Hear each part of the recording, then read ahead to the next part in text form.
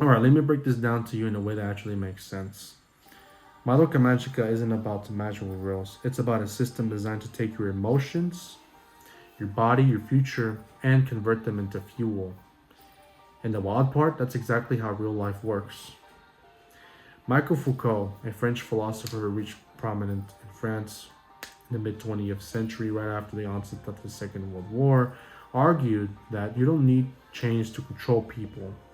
You just need to design their environment so their choices have already been decided.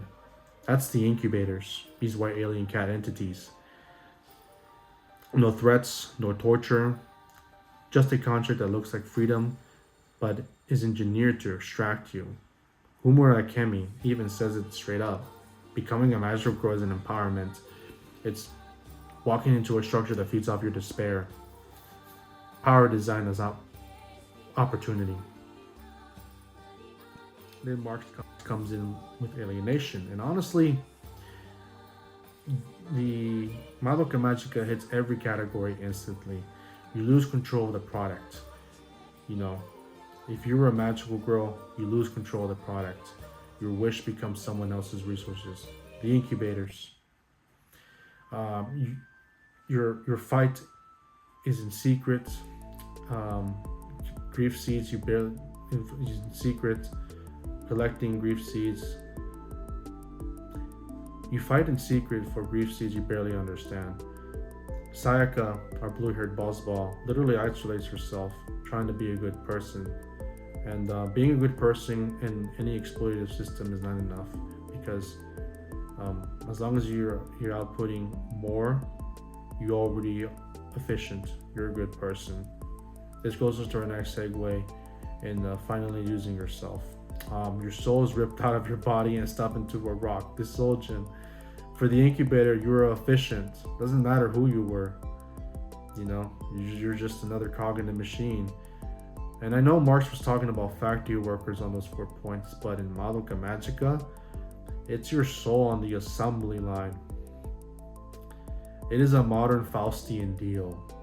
That's exactly why the magical girl contract feels familiar. It's a loan, it's a debt, it's every good to be true deal when life corners you. You get hope now and someone else owns your future.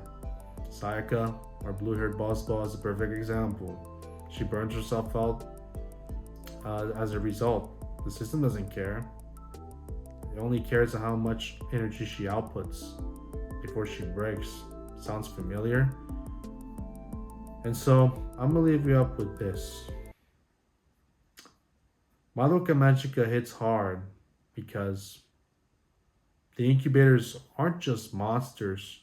They don't represent usury.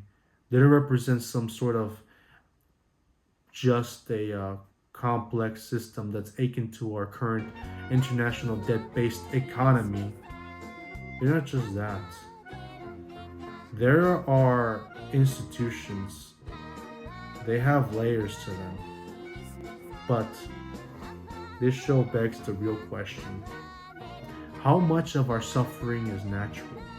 And how much is manufactured because someone profits from it? And for you, I say, I know I have a soul gem worth fighting for, but it ain't for some incubator out there. No, it ain't. It's for myself. And I encourage you to have that soul gem, to work for your soul gem.